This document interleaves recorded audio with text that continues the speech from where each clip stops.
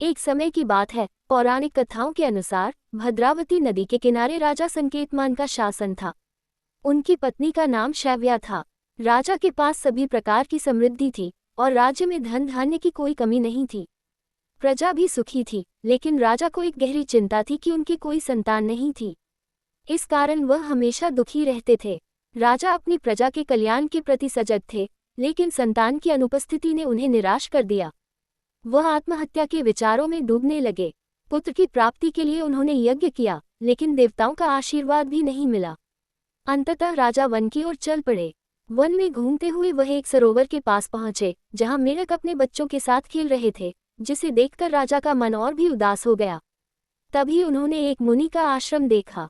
राजा ने अपने घोड़े को रोका और मुनि को प्रणाम किया। मुनि को प्रणाम करने के बाद राजा ने अपनी समस्या उनके समक्ष रखी। राजा ने मुनि को प्रणाम करके अपनी समस्या प्रस्तुत की।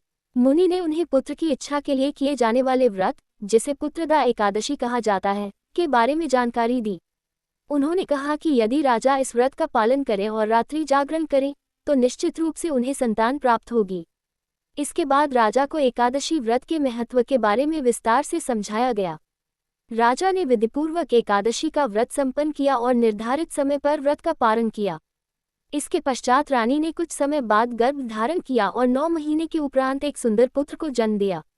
आगे चलकर राजा का पुत्र एक महान राजा के रूप में उभरा।